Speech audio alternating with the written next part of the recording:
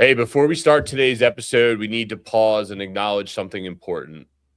On this date, a few years ago, the Baltimore City Fire Department lost 3 firefighters in the line of duty: Lieutenant Paul Butrim, Lieutenant Kelsey Sadler, and Firefighter EMT Kenny Lacayo. These weren't just names on a memorial wall. These were firefighters we worked with. I was on the same shift as Kelsey for several years at 14 Engine. That's not something you ever forget. The way someone showed up, the way they worked, the way they fit in the job and the family. Line of duty deaths don't end when the incident's over. They stay with us in training, in command decisions, and in responsibility. We have to do this job better tomorrow than we did yesterday. This episode is dedicated to Paul, Kelsey, and Kenny, and every firefighter still answering the call.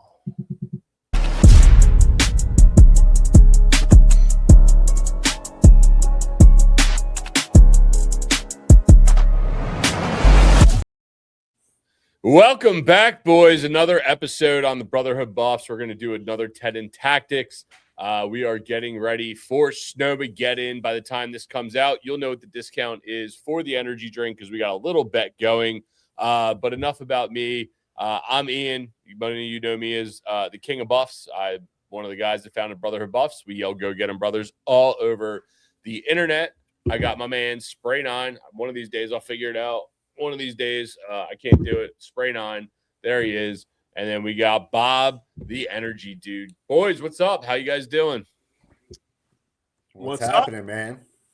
All right. Well, I got a shameless plug. I got to wear the Christmas gift I got from my kids. I usually have an energy drink hat on, but now I got an energy dude. I don't know how I feel about you wearing a picture of yourself on a hat. It's like we're looking at you twice. Like this is some kind of weird sex kink, I think. But I don't know. I guess we'll find out. Is that kind of like wearing a band shirt to their concert? Yeah, don't be that guy. Don't be that guy. I just it was a gift. I gotta rep it. Yeah, I like it. It looks good. I'm glad that they thought of you and that you're embracing this role, guys. If you don't know, we, the Brotherhood Buffs, have founded the energy drink as Tim is boxing his camera over there. If you don't know about the energy drink, we are launching all over the country. We all picked a different flavor this week. Guys, we support first responders. In year number 1, we donated right around $10,000 back to first responders. That's military, fire, EMS, police. We have donated everywhere we can. If you want to learn more about the drink, go check out The Energy Drink at theenergydrink.com and use code TED75 for 20% off your first order. That's TED, T-E-D. For you that won't remember, that's the initial of the drinks, TED75. Go check it out at theenergydrink.com. And real quick, all together. 1, 2, 3. Right? 1, 2, 3. All right. God damn, it's good every time. Every time I get a sip, man, it's just so goddamn refreshing. We were just Spray 9. We were just at the show. We were giving out samples, and you know the answer. Everybody takes a sip, and they go, "God damn, that's good." Literally, it was so good. A girl dropped the drink out of her hand. That's how good it is. Oh no! Yeah, people are always very surprised about how smooth and refreshing the taste is. Dude, because they're always expecting that super sugary punch in the mouth, and then they're like, "Wow, this is very, very refreshing, man. This would really go well as a mixer." And then that's where it's Ted and Tito's, man. Enjoy it up. That's right. Spray 9. I think you like it as much as I do. We had a call in the wild, so we're at this motor expo, and there's a dude that showed up repping an energy drink sweatshirt hoodie. And not given out by us. He was online and bought it, and we don't know the dude. It was awesome. Yeah, that's great. That's absolutely awesome. There's always our favorite. And then, guys, we don't do this for money. We do this because we enjoy talking about the fire service. However, we do like giving shout outs to our friends over at Alert Page. They are an informal sponsor of this podcast. During the podcast, you will hear it right here. And Spray 9 will tell you about it here in a second. But if you hear this, can't hear it. Oh, you can't hear it? I don't know. I hear it. TED75. All right, there you go, guys. If Very you low. hear that, that means there's a blaze going on somewhere in the country, brought to you by Alert Page. Spray 9, a little bit about Alert Page. And so Alert Page is a breaking news company that sends alerts out to restoration companies, news agencies, and buffs like us who want to be in the know but real time. So you don't have to sit there and listen to the radio all the time. They send out confirmed alerts. And what do you know? Right now in Chicago, they have a one-story commercial building with a fire shown from the rear of the building. So these alerts will be coming out throughout the this podcast, and if we hear something, if we see something, we'll play the noise and let you know what's going on. See something, say something, boys. All right. So with that being said, I'm sure the boys out in Chicago battling the blaze. It's cold as F out there. It Sure is. Yeah. Fuck you. It is ridiculous. It is stupidly cold out, and it's about to snow. But, it is what it is. Firefighting happens, whether it's hot, cold, blizzards, tornadoes.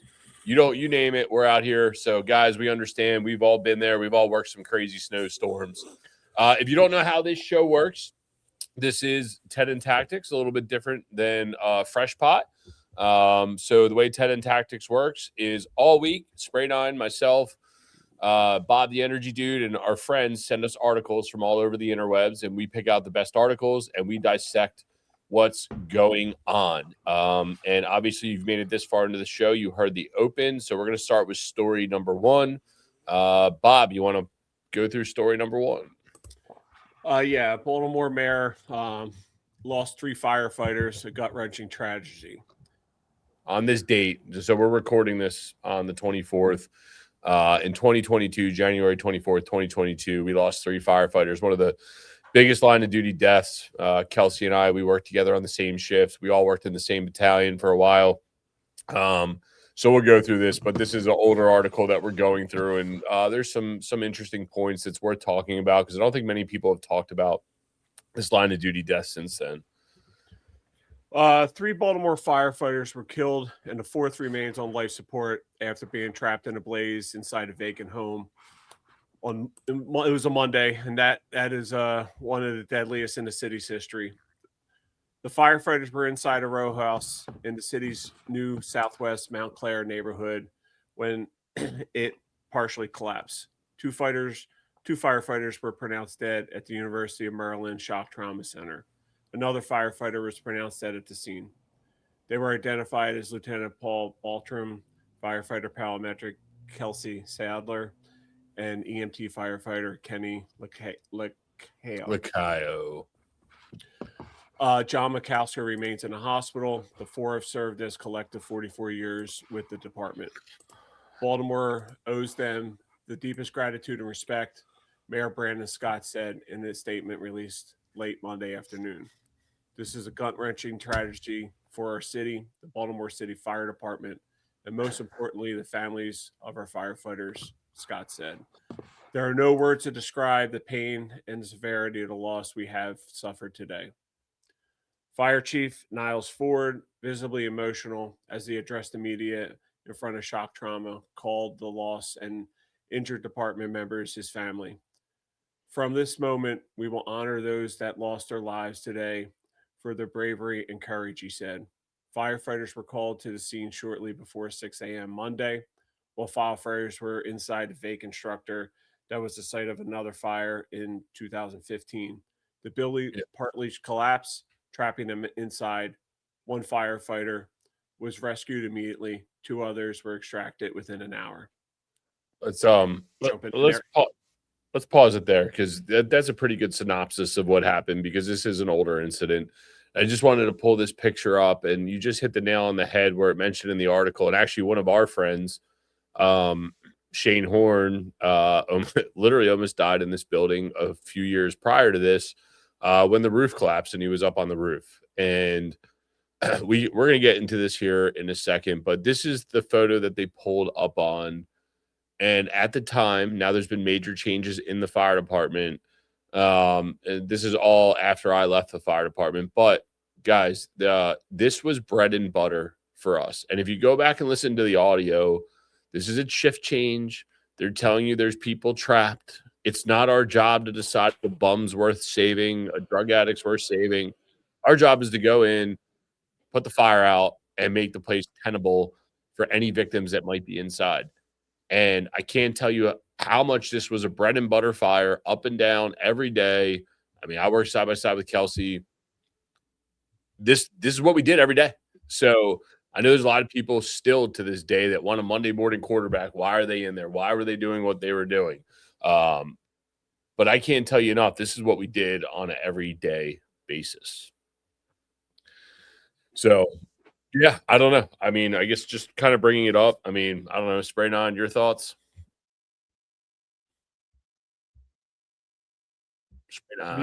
Mute bud. Come on, guy. Unmute.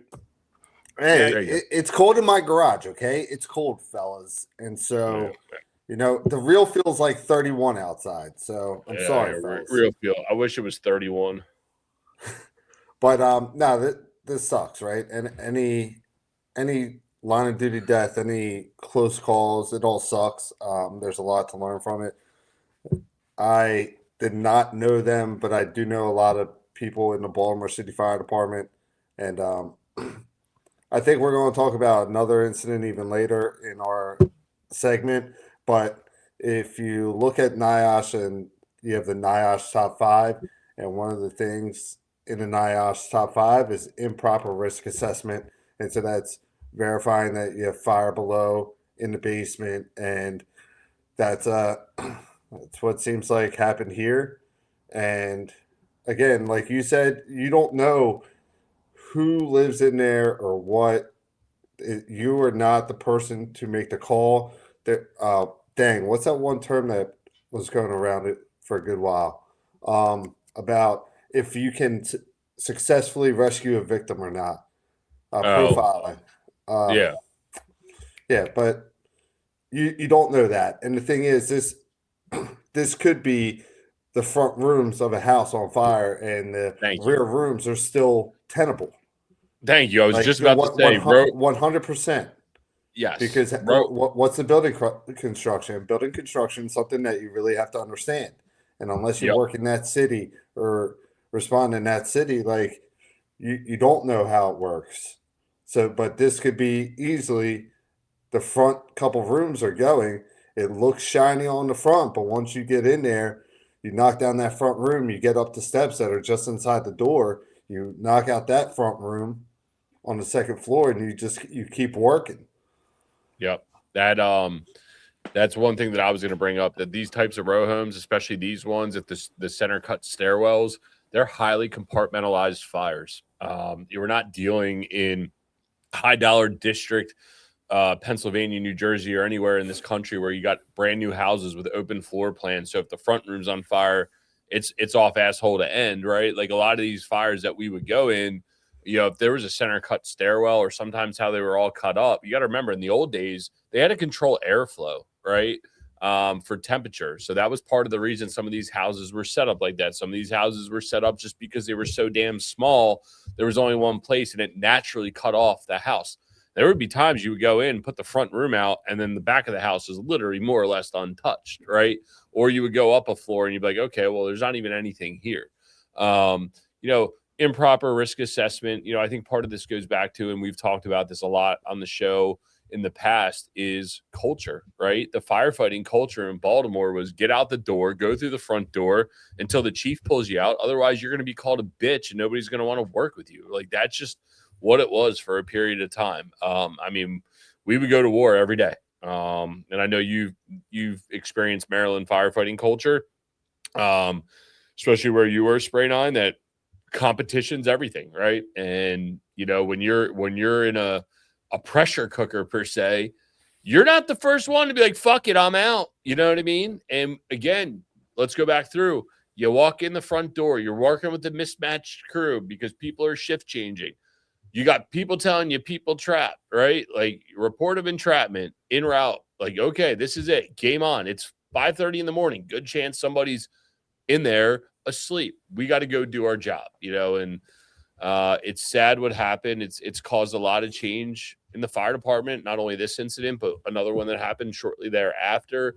It has caused a massive change in the fire department. You know, we never did 360s. We never did any of the stuff that they're doing now. Everything's basically a second alarm when they get a fire like this. You know, we had code X-ray plans, which, you know, if you read through some of this stuff, you'll see that they're like, oh, why didn't you use the code X-ray plan? Or why didn't you do this? Or why didn't you? Oh, dude, we were working in a dump of a city that didn't give a shit. You were just numbers on the board, right? Like we're here to put the fire out, and that's it. So you had a rough year back then. And back in 2012, PG County started to change after Kevin O'Toole's fire in the Riverdale Heights section of PG, because in PG we didn't do 360s, and even if there's a rear basement access, you still attack the fire from the front door. That's right. The third due engine, who's responsible for the rear, has to stand by unless given the okay to attack the fire because of the crew coming down the steps. Yep. And that was a big thing. But then Kevin O'Toole got burned up real bad because the house sat on top of a hill, the wind was blowing, and once they made entry, Kevin talks about how the conditions were awesome on the first floor. He gets the basement steps, and then everything just drops on him. And the wind and the force that comes up from the basement closes the front door because the engine company said that they were going to be right there, right behind them. But if they're right behind them, there would have been a hose line in the door, so the front door wouldn't have shut. But after that fire is when PG County changed. You have to do 360s. You attack the fire from the lowest level of fire. So if you have a basement access, you go through the basement. And that can be you advancing your line to the rear. And then your second in engine then protects the rest of the house. Yeah, we started to adopt some of this stuff before that. But what was our culture? We didn't have any major incidents to be like, oh, we have to change. That's stupid. That's gay. We're not doing this dumb shit, right? And as these incidents, I remember sitting one time, I was out at 53 engine. It was me, Kelsey, and the captain. We were all out there. I remember the captain of 53 engine talking about how we shouldn't be going in vacant fires. And this was several years prior to this. And I was like, well, that's stupid. All the vacant fires are practice for the big game. And I remember Kelsey even saying, she's like, well, yeah, maybe you got a point, Cap. And as you advance in your career and certain things become more important to you, I don't want to say you second guess, but you're like, okay, well, I get it, but in the same sense, it's just interesting foreshadowing to be like, okay, well, this happens, right? But in the same sense, again, I just keep going back to culture. It takes a massive amount of fortitude to change a culture in the fire department, whether it's for good or for bad. You can change your culture to a negative way, but again, it takes a ton of fortitude, a ton of bad apples for that to penetrate your whole firefighting force, which you might see in a volunteer situation or in a career situation where you have one of the most aggressive firefighting cultures out there that it's going to take to turn it to say, whoa, guys, tone it down. We understand, but you got to take your time. You got to think. You got to get a rear report, right? Because a lot of row homes, it's hard to get a 360 done. So now you got to wait for the second due engine or whoever to come and give the rear report, right? So it's just interesting changes, and it's interesting to see how it's progressed. And sometimes with anything in life, the pendulum swings way too fucking far, right? And I'm not saying this is happening in Baltimore. I'm just talking in general in firefighting. That pendulum swings all the way to the other way. Now what? Now we have shitty firefighters, right? We don't have a firefighting culture that wants to go in, put a fire out when it's time to go and save someone, right? So you need to be careful how far that pendulum is swinging back and forth, So, that's right. All right. We got Bob. What do you want to do now?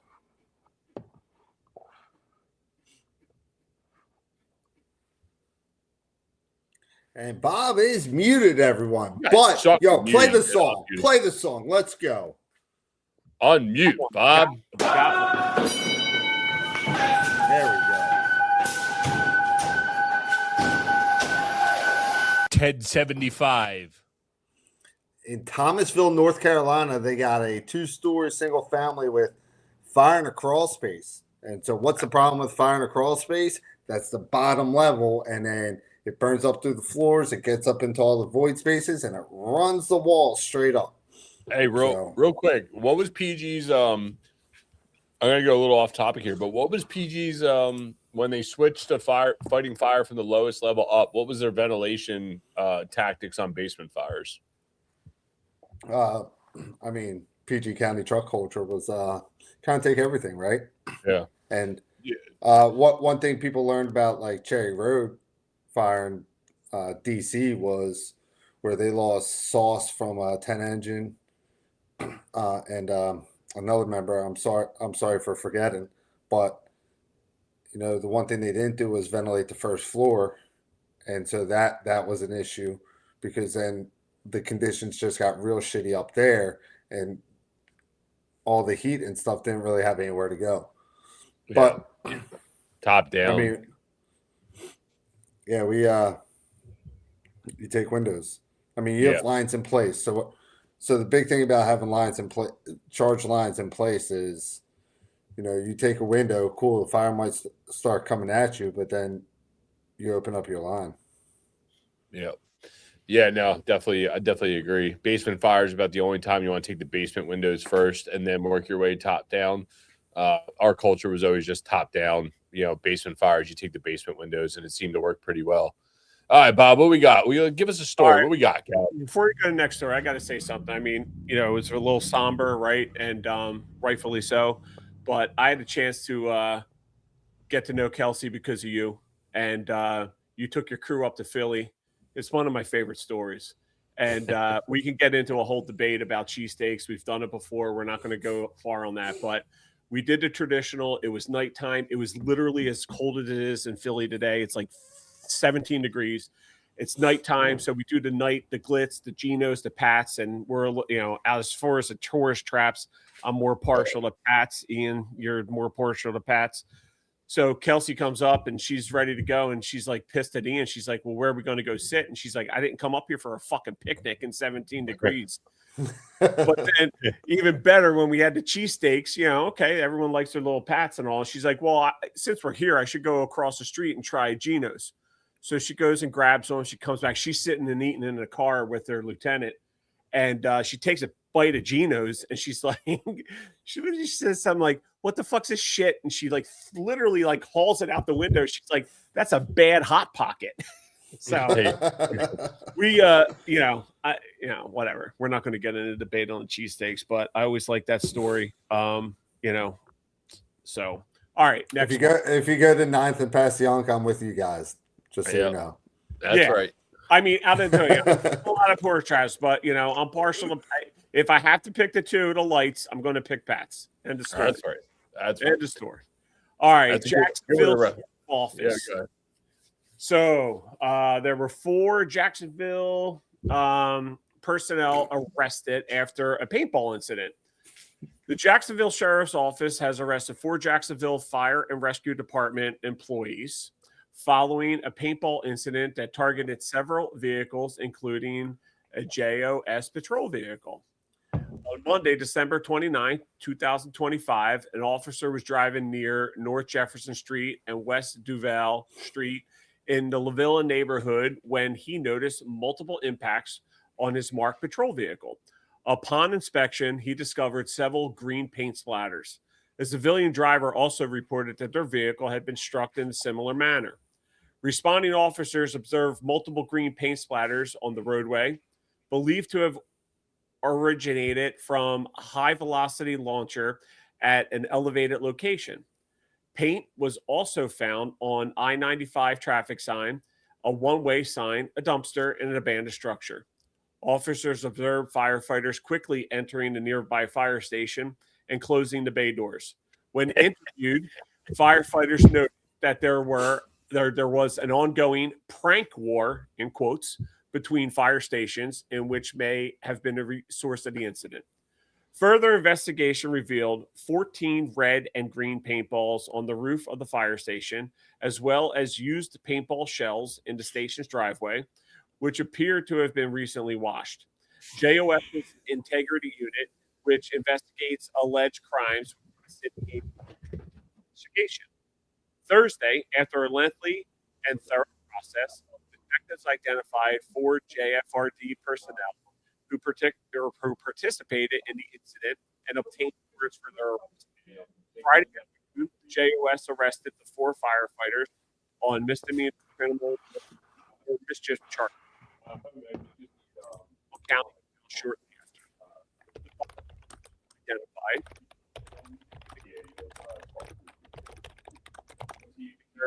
Sleepy Park near Tristan's Harrison.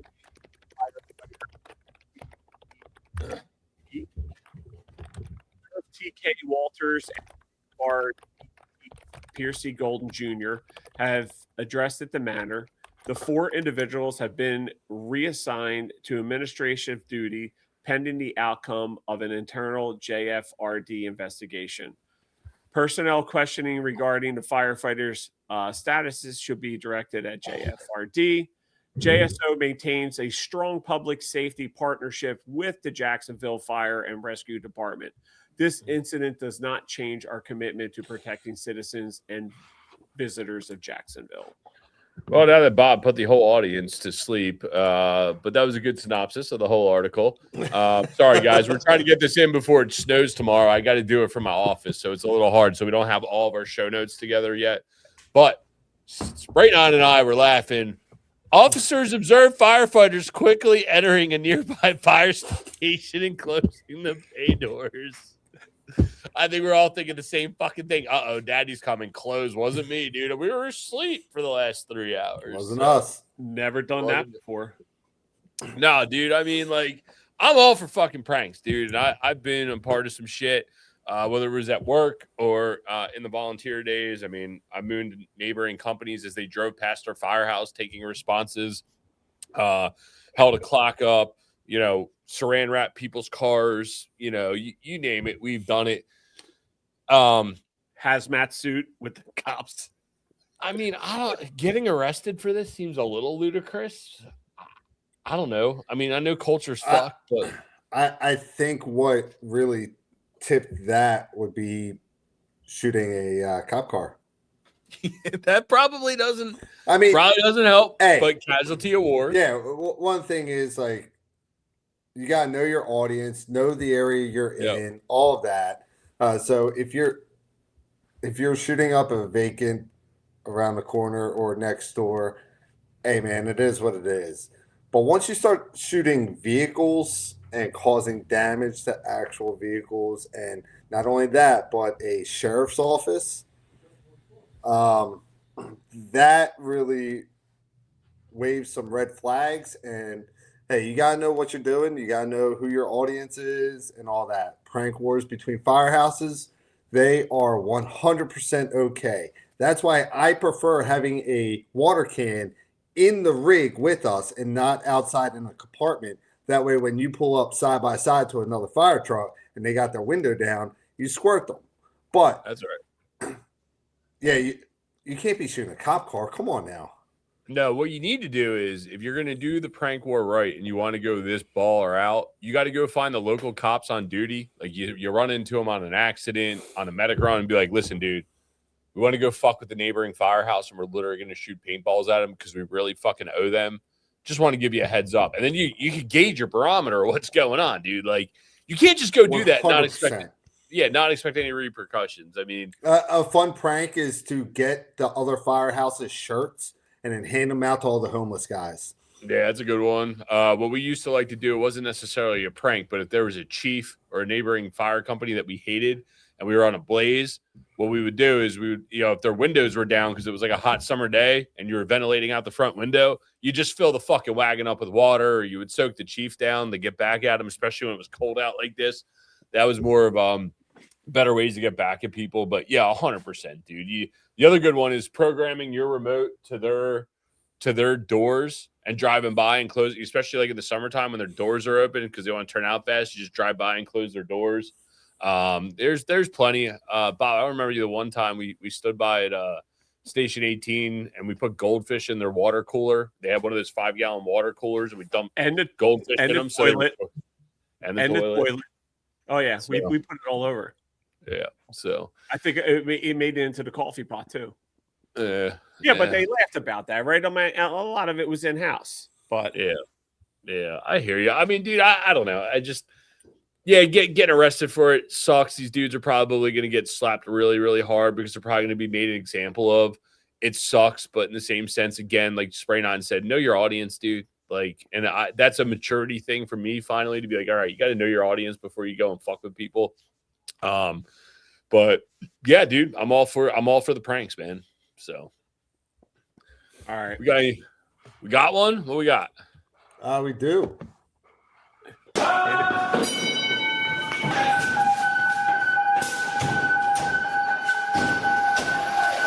TED 75. Rockville, Maryland. They got shit, Monco. Yep, they got it's a garage fire, but a fire showing from the rear of a one-story detached garage. Let's see. Shit. You got Virginia Beach has a fully involved mobile home. Oh shit. Franklin County, PA has a working fire right now. So it's all that time of year. Last like 3 minutes, man. It's cold up there. Fire season. Heaters are back. Yeah, we can talk about garage fires another time. What we got for the next story? All right, so we're gonna play this one out, and then I know you have something you want to talk about, Ian. So a house is raided as part of a investigation into an OCG after the discovery of more than 1.5 tons of Class A all-terrains. So ready? Here we go.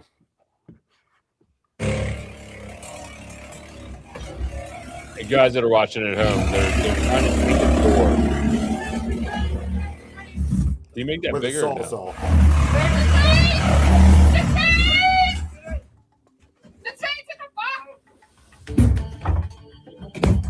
Right on. Look right here, watch. They're using these guys. They're only listening on audio. Where they're taking a hollow core door with a sawzall, and another cop is trying to use a battering ram.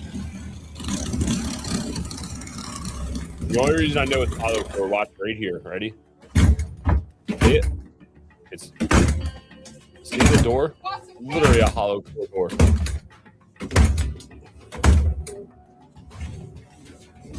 This guy's getting his ass whooped, dude.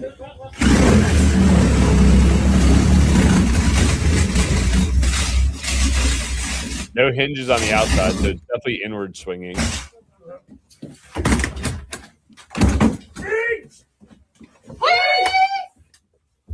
All right, you're good, Bob.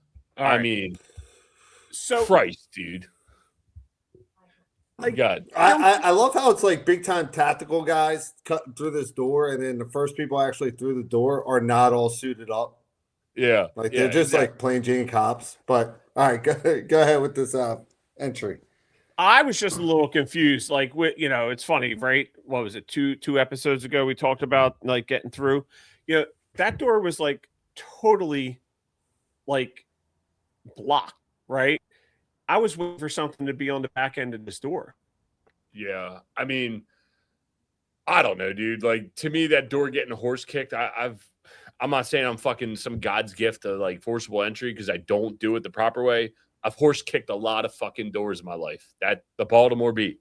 I've horse kicked a lot of them. Right through, dude. I just can't believe that these guys take a sawzall. And now, mind you, just like thinking outside the box, sawzall, okay, pretty good idea for what they're trying to do. They're trying to be like quiet and intrusive. But then to take the battering ram and get their asses whooped on this thing, like on an inward swinging door like that, I mean, I got to assume a Halligan, they would have been in that thing in about 2 seconds. Like, I take the Halligan right to the door and just pop the door, just trying to get the Halligan in to do a force. And it's just like a door like that just goes right through, it's easy to Monday morning quarterback. We don't know the actual conditions of that door, but looking at that from the outside in, making the assumptions that we're making, and you can see all the way down to the floor, but based on our assumptions, that should have been a pretty easy door to take. I don't know. What do you think, Spray 9? Yeah. Again, you could take a bar to it. You could try just doing a crushing 90 with the ads. You can spike the jam, whatever. And then once they finally get through, you see the upper side of that door like moving a lot, so it doesn't seem like there's much Rigidity. there's any locks up top. You have the it looks like they even tried going through the lock, but yeah, I mean, forcible entry, seeing it from one angle, you can only talk about so much. The one thing that I would say is that if you have to use a sawzall, and you gotta get real close to where you're cutting, like the ground, put your blade in upside down. That way, when you're going down, your blade, your battery and handle aren't blocking you from getting all the way down to the ground. When you have it upside down, you're able to take that all the way down and get just about as flush to the ground as you can. Without the tip. My other thought process would be, why wouldn't you just take the blade and drop it in there and just cut the goddamn lock, like with a metal blade, and just jam that through there? I don't know. There's like 1,000 different ways that I would have taken that door. Got to give a shout out to our boys out at Side Charlie Tools, who hosted us at FDIC last year after we got booted from our other table. Thank you, boys. We appreciate you. But I know they got a lot of cool Halligans out there that they've been working with. Again, not my jam, but I know they're selling a lot of Halligans to police departments because they're adjustable and you can get more leverage and do your thing. So go check them out. They were a huge help to us last year at FDIC. Story for another time, but we got booted from our table. But yeah, let's move on from this one. I don't think there's not much to beat on this one. Got it. Oh, there you go. All right. So next one up is a short little video clip from Santa Fe Springs Fire and Rescue. It's just kind of like a little bit of fun they're having here, promoting recruitment. I'll sum it up before I even play it for the people that aren't viewing. They are trying to knock a bowling pin with 1 3/4 hose line. So here we go. To the shindig, top it says I'm gonna win big. Choose not the life of imitation. Just give us to do. And that's it. And they're hiring, guys. Now, this goes back to last week when we were talking about leave the social media to the professionals. Well, I don't necessarily love this. I do like this one way better than the Tampa one that we played the other week. Right, thoughts? I've never liked the whole bowling of the 1 3/4. Well, come on, man. You've been on a fireground where you're like, hey, dumbass, let me show you how to roll the line out, right? Like, because how many people have you watched try to toss an 1 3/4 or 2.5 to unroll it and they just flop miserably? Roll it appropriately. We will have a video coming out, but roll it, and then you don't have to unroll it. Yeah, roll it appropriately so you don't have to unroll it to then hook it up, because then you're reintroducing air and everything into the line. You roll it nice and tight, not lazy. You don't just say, oh, look, I rolled it. Part of the thing with rolling is to get the air and everything out so the hose sits nice and flat. So roll the hose up appropriately. So a lot of times your male will be on the outside, especially if you run a Minuteman with pretty much shoulder loads underneath. But if you have dump loads, let's take a 200-foot line, right? I'm going to have 2 rolls with the male on the outside, and then I'm going to have 2 rolls with the female on the outside. So then I take that roll, I put it between my legs, I hand it up, we connect, and then I just pull straight up, and it unravels between my legs. Well, so just in front of my legs. Spray nine. Wait a second. You're missing it, man. No, hold on. Let's hold on. Let's finish this thought. I agree with you, Bob. He missed the point. However, he has promised us to get us a training video on how to properly roll and rack hose. Is that what you're telling me? You're going to record this at work this week? Yeah, screw it. It's going to be up there. Make sure you have a can of drink right there while you're recording it, please. And make the boys do it. Come on, you already know. The boys have the energy drink tattoos on their legs. You know they are all about it. I am aware. It's not only rolling it out, Spray 9. You got to have that cool flick of the wrist at the end to make it pop, right? Yeah, that cool flick of the wrist helps me get off in all Baltimore County firehouses. Yeah, there you go. Oh, by the way, I got a good picture. I'll probably get us booted off the internet. Have you guys seen Give me 1 second. You got to see this one floating around the interwebs. Give me a second. Let me just let me pull it up here. Give me a second. And in the meantime, Spray 9, I guess you're alluding to the fact that maybe if you run a, what do they call that bumper load? You know, the Kentland bumper load. It's called a bumper line. A bumper line. That let me pull this up. That you need to properly roll the hose and be ready for war, right? Is that what you're telling me?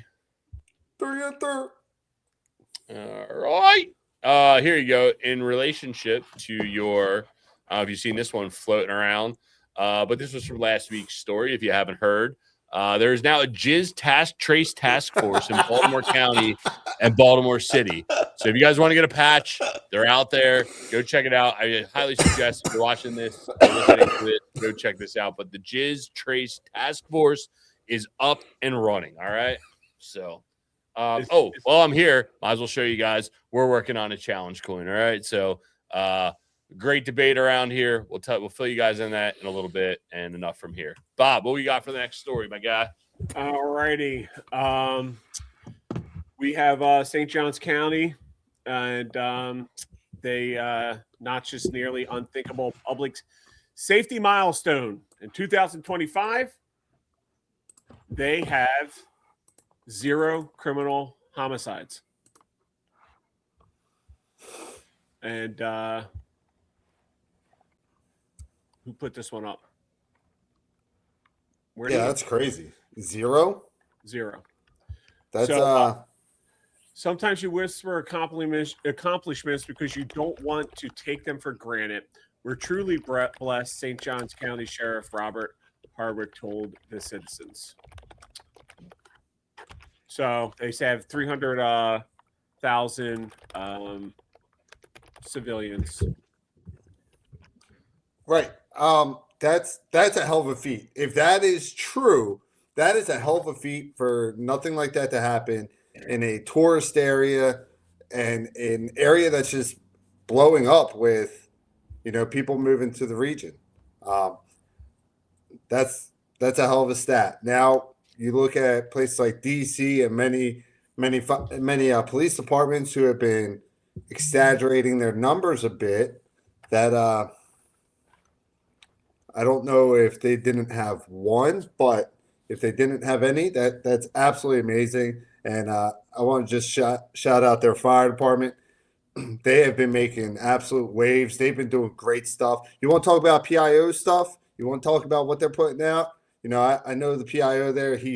They're putting out what firemen want to see, and the right stuff, and the right way to recruit.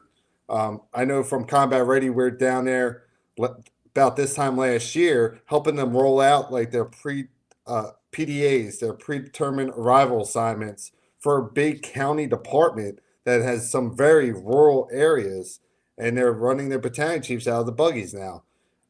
And they are truly trying to move forward, and they're starting to expand, open up more firehouses in the coming years.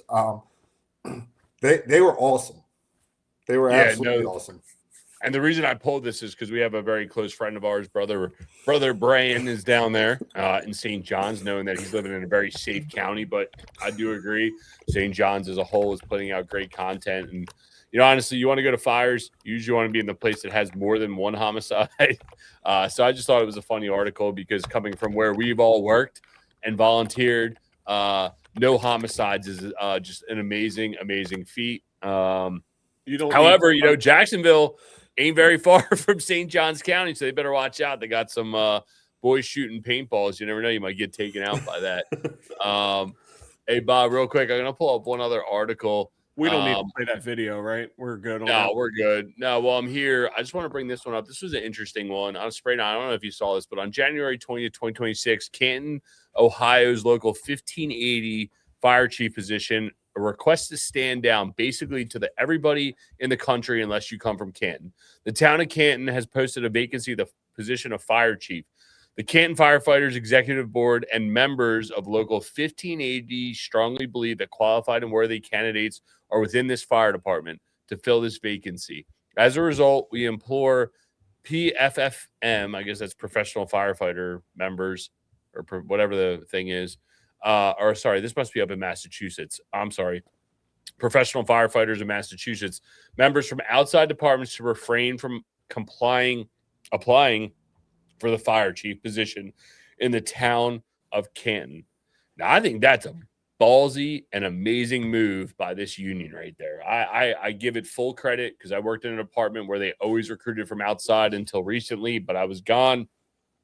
But that is the biggest ultimate slap in the face, I think, 9 times out of 10 to the local administration, because you're basically saying you people all suck and you don't have anyone within that we trust, and we got to go find someone else from elsewhere to come in and run the department. That's my professional opinion. Now, we know some people who've been hired from outside to go service some smaller departments, and they are the best candidate to go do that. But I think this is ballsy and amazing by this union to do that. All right. How about we take a break from stories? We do have we didn't get a lot of viewer questions in here, but we have Aiden Bell. He wants to know, where did Go Get 'Em Brothers come from, and what is the origin and who started it? Oh, look at that. Hey, Aiden, do me a favor. DM us. We owe you this because this is an amazing question. We want to send you a free case. So send us a DM and we will get a variety 6-pack out to you so you can try the energy drink, because the whole reason the energy drink exists is because Brotherhood buffs. So where did it all start? Myself, my business partner, Daniel, 2 other guys I grew up with, Scott and Jeff Novak, a buddy of mine, Leonard Mans, Dave Garcio, and John Lindbeck are all in my longest running text group on my phone. And back in the day when we were all driving around the city, getting off work, I think it just started. Someone put it in the group of like Go Get 'Em Brothers, and it just became a thing with inside of our text group.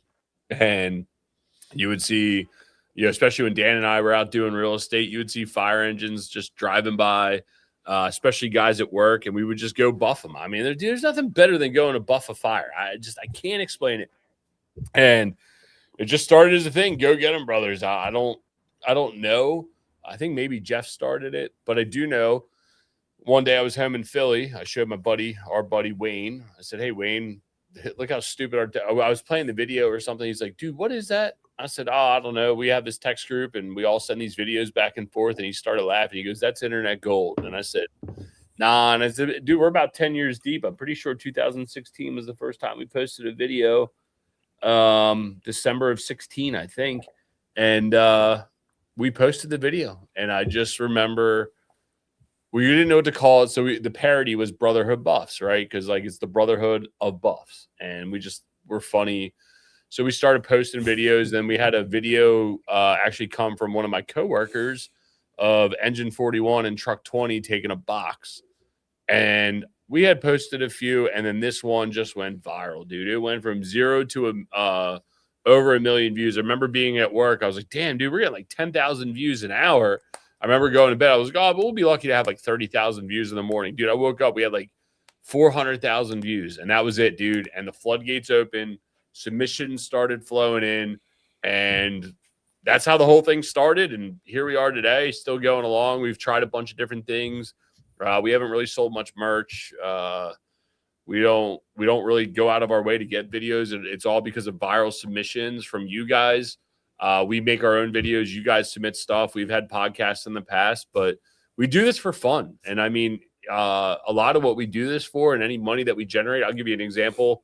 Actually for Kelsey, speaking of which, like when we sell merch and stuff from Brotherhood Buffs, all that money has gone back to firefighters with the BHB Foundation. So about 6 months after she passed, I was working with her sister and she wanted to start a foundation. So we donated $1,500 for them to start a foundation. My buddy Shane, who we were talking about, almost died in that same fire. He wound up getting paralyzed. We built a ramp for him. We donated $6,000, right? So everything we're doing is stuff that it's giving back, and it's just pure fun, man. Like when it comes to Brotherhood Buffs, it is for pure fun and for the love of the game. we're working on all kinds of new fun stuff. So that's how it all started. That's where it's going. So Well, here's like a little history too. If you think about it, it was before Brotherhood bust, but before you left with Baltimore, we used to have Recon 1. no, yeah, and then I we mean, went down. it wasn't video involved. We weren't like screaming, but it was like kind of like that set. It was buffing.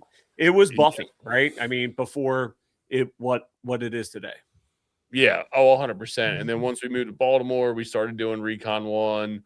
And then Recon 1 turned into Brotherhood buffs over a long period of time. But we used to always have the scanner going whenever we go down and visit Scott and Jeff. Like Philly's a very hard city to buff. I think they've had about 3 fires today already, but it's a very hard city to buff. And Baltimore is small enough and a very easy city to buff. That you can get some good content and video. We're going to talk about that here in a minute. So, all right. What you got, Bob? What we got next? Or spray on. We got any blazes? Yep. Send it. Oh, hold on.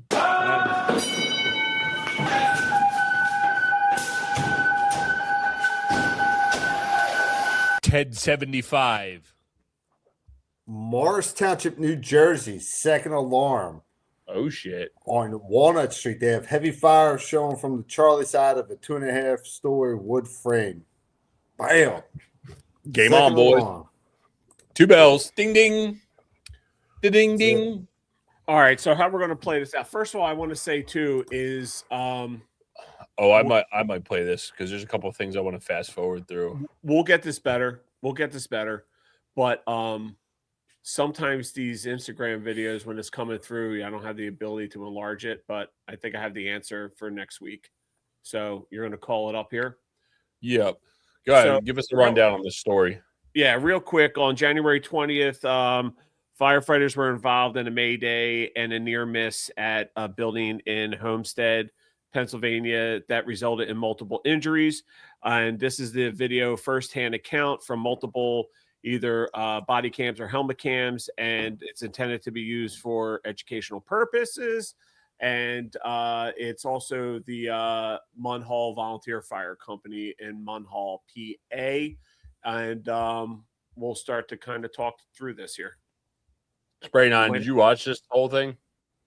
I watched the arrival stuff and then them stretching the line. I heard the on-scene report saying there's smoke showing from the attic. And then, it's about, we kind of talked about it already, and it's the improper risk assessment. So getting a good look at the entire house, especially when the guy gets to the front door and says like, yo, we got heat and we got smoke. And then they open it and then you got fire like on the floor just inside the door. You can have contents and stuff on fire right there. Not sure what's going on with your video because it's not playing at all. No. Well, hold on. I want to play through some stuff. Let's see if we can get the on-scene report, and then there's a couple other key indicators. This is actually, if you guys get a chance, and all the stories will be linked down in the show notes. Go check them out, or they'll be coming out as a blog at a later date. There's some really good information in here, and there's a couple key indicators I want to try to fast forward and through. I didn't time mark this up, but let's see if we get the on-scene report. There's no audio. No auto. Can't hear it? No. You want to try mine? That's good. All right, so if you guys can't hear the audio, these guys pull up. Let me just mute this. They're pulling up. They're grabbing a line. I don't think they got an independent water source. And this is no critique. This is just, we're just watching what's going on here. As Spray 9 said, they got smoke showing from the 3rd floor, right? Obviously, these guys know their building construction. So you would, oh, there you go. You see they're coming down the street. These guys know their building construction. He goes ahead and he forces the door. It looks like we might be doing the old Baltimore beat with a horse kick. I'm not really sure here. Let's see. They got the line. Okay, so before he forces the door. Okay, stop. They Stop. said they Right realized Hold on. Right, look, stop. Can anyone see that? Spray 9, can you see? Yeah, the door's cracked a little bit or whatever, but you got a little bit of fire at the bottom of the door. So what does that probably mean? There's fire below you. That's right. Okay. And that's very important because as you go through this video, and guys, I highly suggest you watch this thing start to end because we're not going to do it justice. We could literally do a whole show on this. I would love to get someone from Munhall on here and talk about this because they did a really good job of putting these videos together. I wish they were a little bit clearer, but watch, because as they do this, one of the first things they mention is the stairs are completely burned away and they need an attic ladder. Ready? Let's see. And I want to give a shout out all the way to the floor. Look at that. All the way to the floor. Go ahead, straight on. I want to give a shout out to departments that put this stuff together and put it out there saying, hey, this is what we did. This is where we screwed up. We want you guys to learn from our mistakes. Better yourself, right? Better yourself from this video. Yeah, no. So as you can see right here, normally if it was a basement fire, I mean, look, this is floor to ceiling, so it could just be completely free burning. I would think on a basement fire, you would see some fire licking or some smoke licking out of here. So I'd be a little curious to why that wasn't going on, or maybe it's just sealed up that good. But you can see you have fire all the way to the floor. So the spray nine's point, usually when something's burning on the first floor, it's going to burn from the floor up, right? And then you're only going to have fire maybe on 3/4 or a half, or maybe if it's free burning, you're going to have it floor to ceiling. So we're about to find out what we got going on here. I'm just kind of fast forwarding as these guys take the door.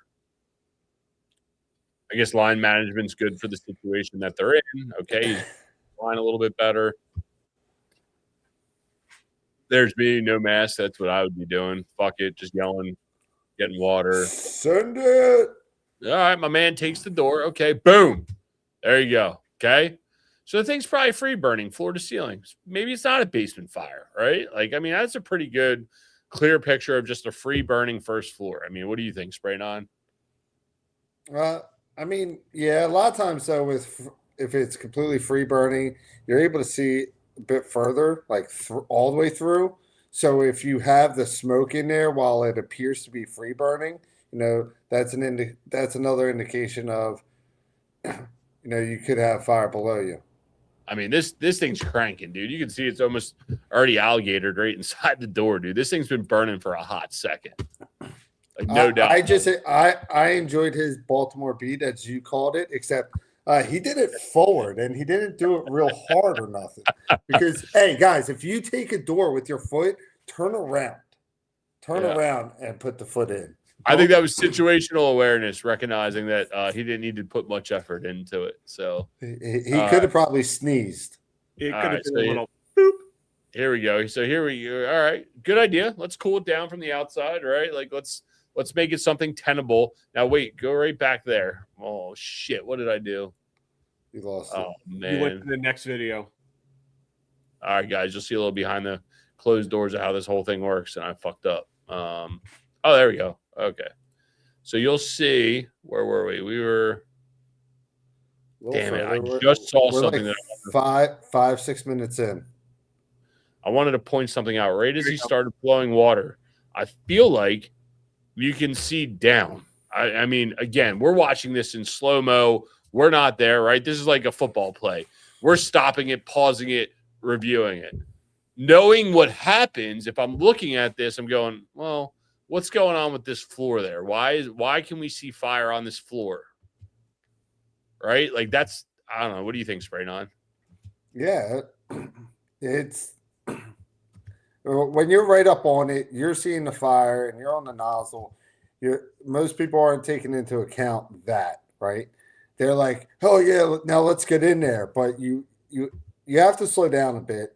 And slowing down doesn't mean like, okay, let's take a couple minutes. No, it's take 10 seconds to get a good look as to what's going on. And as you flow that line, hit that floor. See, what you're doing with that is you're cooling the floor, but you're also seeing if there's a floor there, and you're hearing what that water's doing on that floor to see what else is going on with it.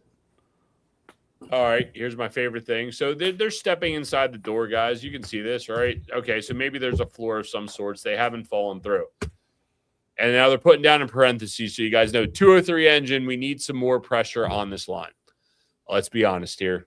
If I had to guess, and we went back and watched the other side of this video, there's probably kinks on that staircase. If I had to guess, guys, before you ask for more pressure, always have someone go back and check for kinks. That's my professional opinion. I don't know about you, Spray. They were flaking it out at that one, like Yeah, turnaround. but I understand. But still, you need to go back and chase all your kinks.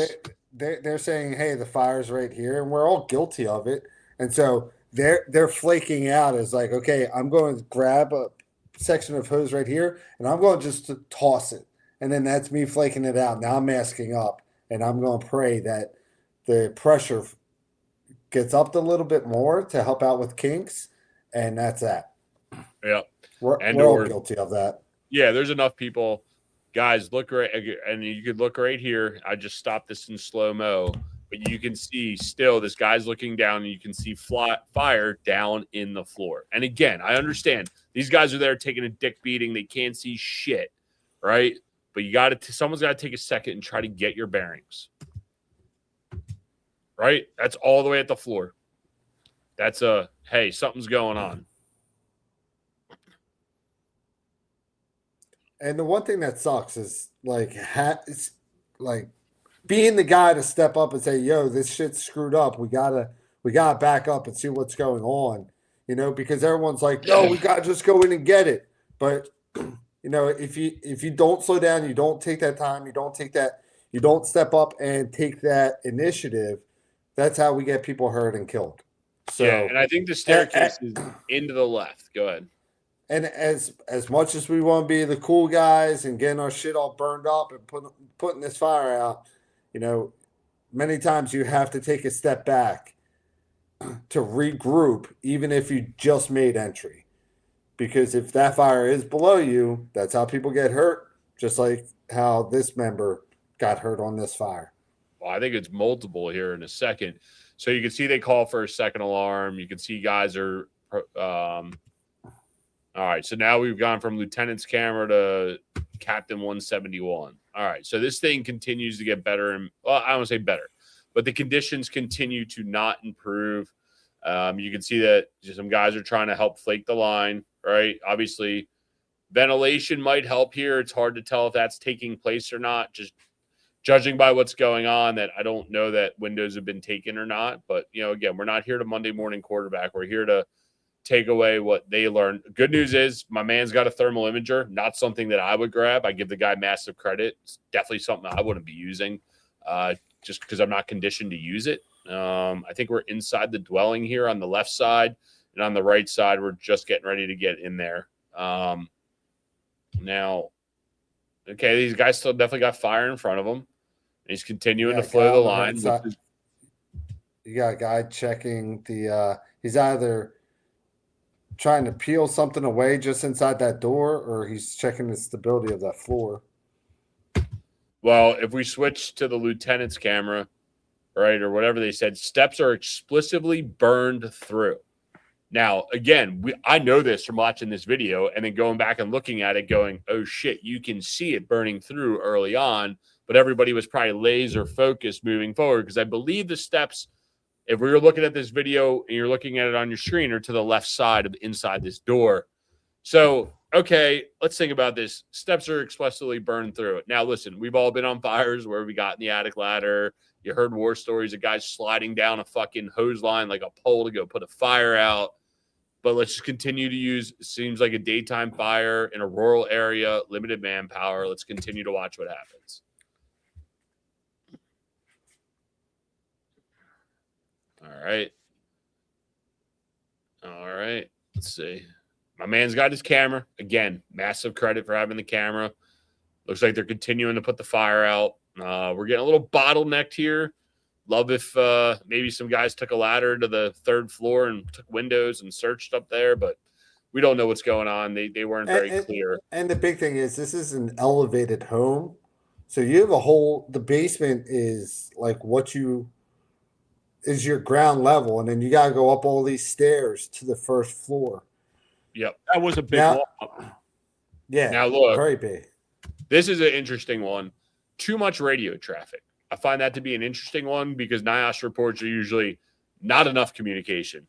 However, here it's saying too much radio communication. And I think that comes from everybody being manned with a portable at work. Well, I used to have a portable on me, but never turned the damn thing on if I was on the plate. So the NIOSH top 5 is inadequate communication, poor radio discipline, unclear messages, or lack of dedicated command channels, hindering effective coordination.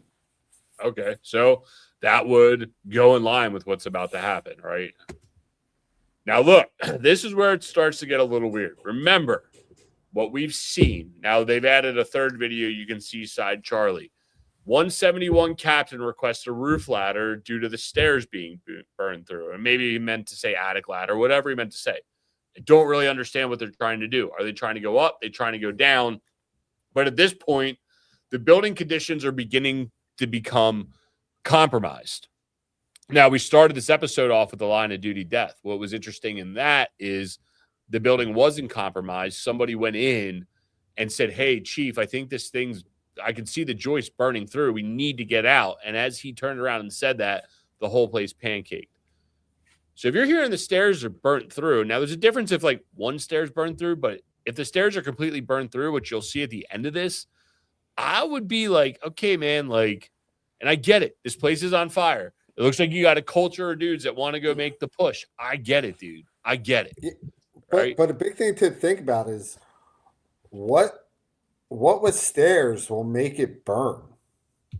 So it's not like you really have electric or anything running through the steps that the electric could cause all the stairs to catch on fire. If you have an upper floor fire, you have drop down, which will set like a little bit of the stairs on fire. But if all the stairs are burnt through by the time you get inside, there's something below there that caused that to burn through.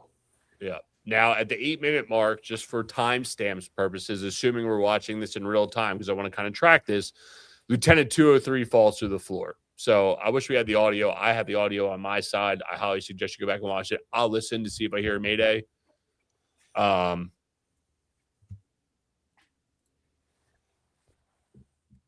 Okay, they got a lot of screaming. Okay, so they transmitted mayday. Can you guys hear the audio or no? No. Okay, well, I'll work on that for next time. So I can't hear. Nobody can hear the audio. However, mine up. What? Do you want to try mine? I mean, No. it might work. So the mayday is being transmitted. There's a lot of yelling and screaming. You can hear the mayday being transmitted. Again, look at the fire, right? Let's watch this again. Look at the fire here, right? What's the most important in a mayday? Continuing to apply water to the fire, right? You can't save your guys if you're not giving them a tenable space to try to do it. So I don't know if someone's continuing to flow it or what, but 171 chief attempts to acknowledge the mayday, but is walked on by the alert tones. Interesting piece of communication facts. I understand everything needs to be relayed. However, you also need to give your incident commander time to acknowledge and do their thing. But good for the communications for trying to get on top of this. 203 lieutenant attempts to call a mayday, but is walked on by the alert tone. So my assumption is the mayday is called, but is probably verbally heard by the chief out front, is my guess. And you can see this fire is getting more intense, right? You can see something just fell down the hole right there. I don't know if you can see it. Boom. Watch right there on the left. You'll see something fall down. I think they got a pretty decent hole going there. So, and this thing goes on for a hot second. I noticed 171 captain calls a mayday again, probably wanting to be acknowledged. The chief acknowledges the mayday. Shit, dude, we got a fire investigation. 34 North Lane. That's right here. Jesus Christ.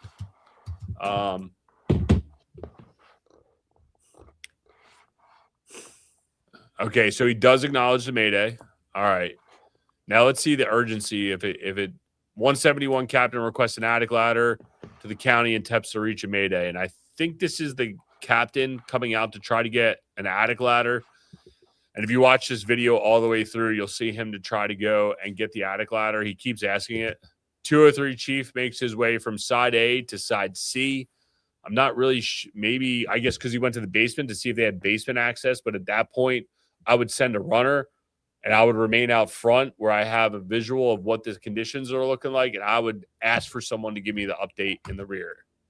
And if you've ever been on a fireground where there's a mayday, it gets real weird real quick. So on the right side, the guy's going to get the attic ladder. The left side, I think we're looking at someone trying to help pull the guys out, if I remember correctly.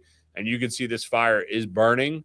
I don't know if we're continuing to apply water, but third alarms requested. Great job by the incident commander. Get more help here. You got a mayday.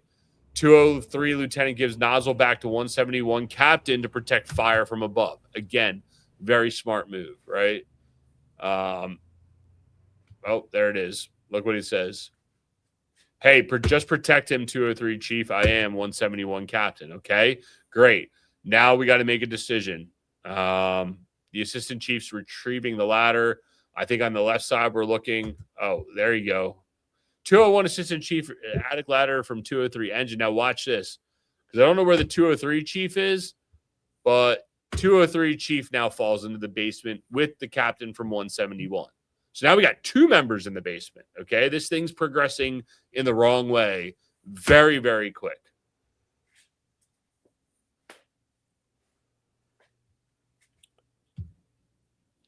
My man's got the attic ladder. That dude doesn't look like he wants to do nothing. This guy's trying to help out. Great. Again, you can see the fire above when you guys see this video.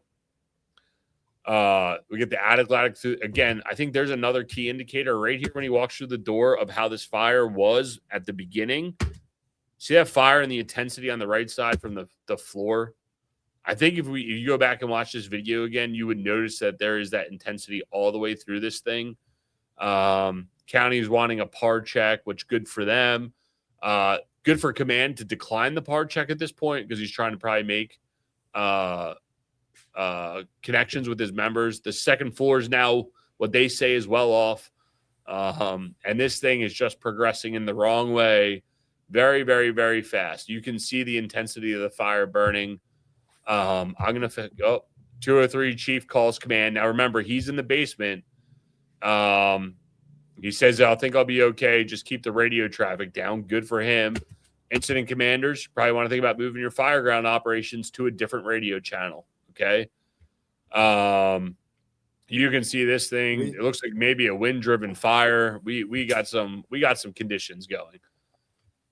You know, one thing we talk about with changing radio channels is only change radio channels if you have like an ongoing rescue, but typically stay on the same channel, because your companies that are making the rescue are all operating in that area. And a lot of times people don't originally hear the initial mayday. So sometimes command just needs to say, hey, you're supposed to be operating on the first floor. Are they around you? Like, can you take a look? Can you see what's going on? Because the majority of maydays gets taken care of from the companies operating within. Yep, been there, done that. This guy says, I rescued 203 lieutenant and 203 firefighter from the basement by the attic ladder. Remember, they fell in at the 8-minute mark, and we're now at the 12-minute mark. Those dudes are down there for 4 minutes. I promise you that's the longest 4 minutes of their lives. So 171 captain acknowledges that. I believe the chief is still down there. 203 lieutenant saying, pull me. So he's saying he's got him, but they're not all the way out of the shit yet. So I don't know if there's two guys down there or three guys down there, because I remember seeing 203 chiefs down there. This guy's still the guy's still running the line. Good for him. Hand lines kept in operation. That is one of the most important things that you can do. I would hope after this they all pull out and let the thing burn. But okay, my man's still running the line. That you see right here on the right-hand side, they are pulling this guy out, getting their asses whooped, dude. There's the chief at 203. Looks like he's smoked. They're all soaking wet. These guys are in some shit trying to get this guy out, dude. I mean, the guy's probably literally on fire. Here you go. He's coming out, right? I mean, I think this is a really, that's a 171 guy. I don't know. Where's the 200 guy? There he is. No helmet. And you can see he's literally off-gassing. I mean, these dudes probably got their fucking asses whooped down there, dude. Probably fucking scared shitless, if I'd assume. I mean, this happened in Frederick County, something very similar. Went in through the front door, boom, right down, right? It happens. Where are your mechanical rooms a lot of the time? They usually hide them under the basement stairs. Now, at the back side of this whole thing, you're going to see some pictures. Guys, again, highly recommend you go check this out. You can see the staircase. It's right into the left. Looks like a compartmentalized fire. Looks like the fire burned through. What they're saying is up there. I think just looking at it, it was probably a little bit closer to the front door. Or I'm sorry, I guess they're saying that's the original fire started right there under the staircase. Again, probably in a mechanical room. You guys can see this thing. Look at the char, right? Bottom to the top. That's full burning from the bottom up. These guys fell through a little bit deeper in. You can see right by that door, they took a ride to the basement, right where the fire started. I don't know which way we're looking at this. Yeah, I think we're looking straight in. Okay, so these guys definitely took a ride. They're very, very lucky to get out. Very lucky to get out. There you go. Looking at it backwards.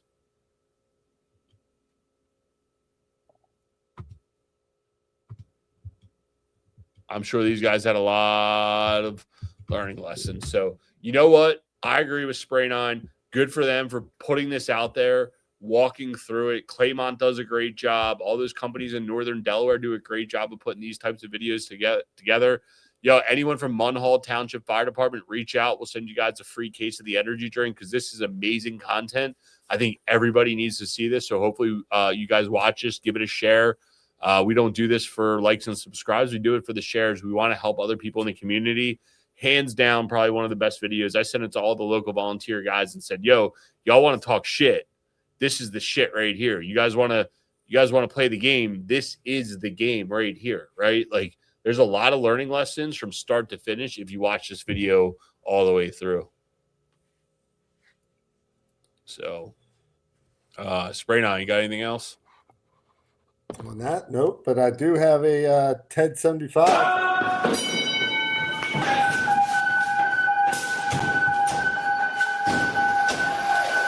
TED 75.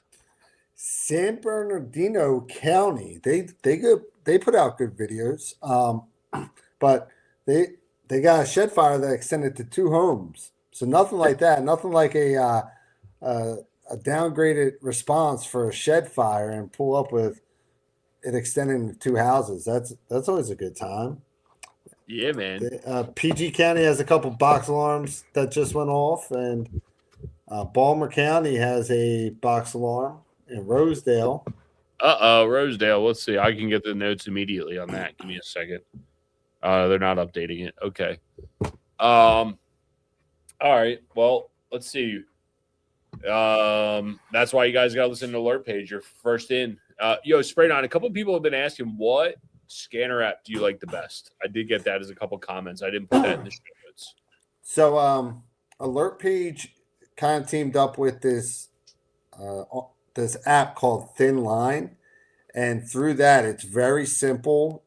If you are subscribed to alert page, you can subscribe to alertpage.net, and you can get a couple of scanners to listen to all the time, and you can control the scanner and you can lock onto a specific channel and not hear anything else many times. So on the Thin Line, I can listen to multiple channels right now, multiple counties.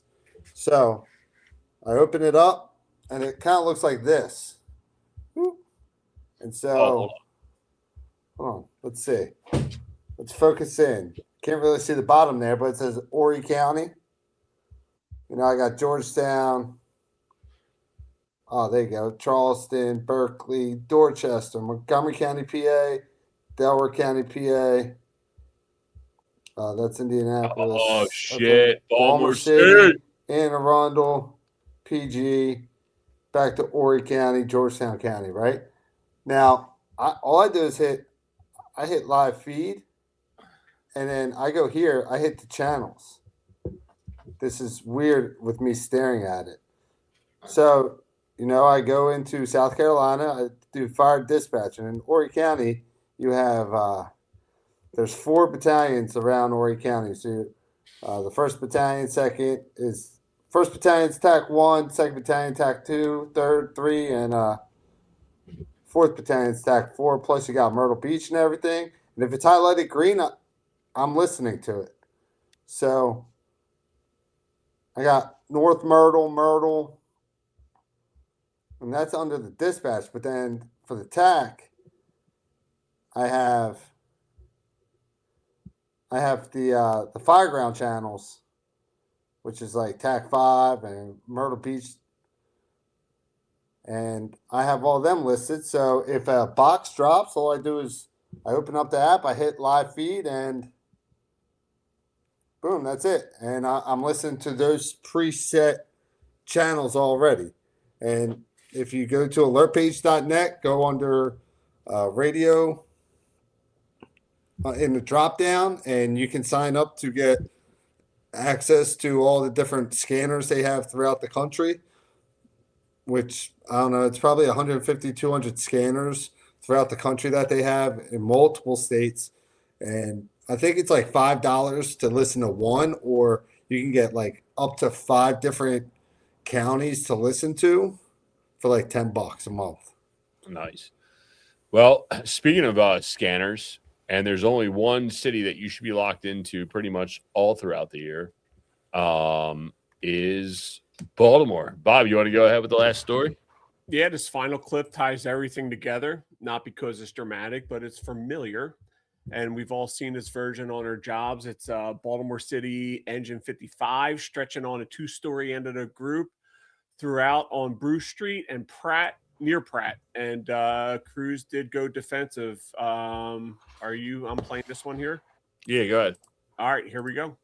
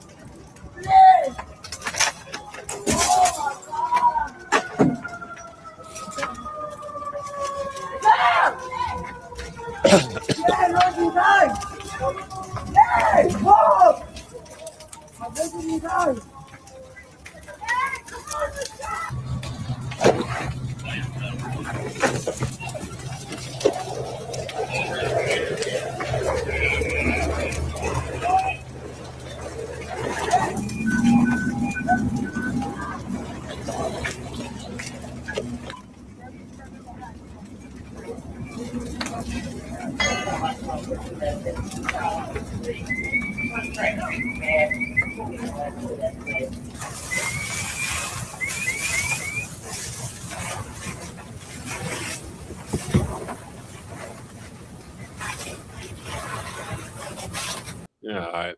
Well, guys, my man Shane Eckel from Detroit, he puts out some legit content. My man just seems to be in the shit all the time. And you guys will see in that video that obviously Baltimore has changed their tactics. Bob, if you want to continue to play it, you can see that the guys, they're going defensive. Way back in the day, no doubt in my mind, we would have went through the front door and put that motherfucker out. And again, this all ties back together from those line of duty deaths. You can see the red X on the front, and really have changed the culture. And I give them a lot of credit for being able to do that, because there once was a time that would have never, ever, ever, ever been the culture. So I think the other shout out definitely goes to Shane Eckel. There's a lot of good buffs in Baltimore, and I give you guys credit for sitting out there 24 hours a day waiting for the Blazes to come in. Yeah. Jeff Miller, also known as a tall 28 tall guy. 28. Yeah. Yep. Rusty Brown. Yep. Oh, by the way, Rusty's a big supporter of the drink. He has a subscription. He buys every month. We appreciate you, Rusty. But yeah, dude, the OG Stan Jaworski, Jaws from DC. Jaws.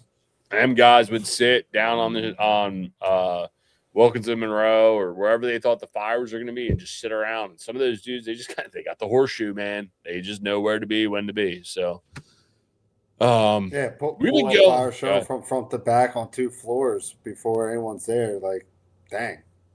Yeah. Well, I guess plug there. I don't know, dude. A couple of months ago, I was down at one of our properties in Baltimore, and I was like, God damn, it smells like a fucking fire. And had I went and searched it, I probably would have came across it before anybody else. But I waited till the app told me that there was a box, and I was like, oh, well, that's right here. So yeah, I don't know. Those guys they're hounds. So, but it's not yeah. easy either. Like, because No. they sit out there and it's a waiting game. And so it takes a lot of time and effort. Yeah.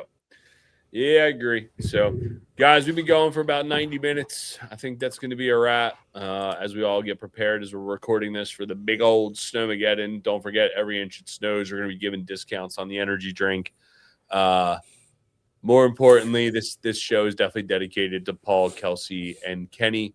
And we appreciate you guys. If you got any stories throughout the week, you want to send them to us, please send them in. If not, go check out our blogs over on brotherhoodbuffs.com, and we will catch you all on the next one.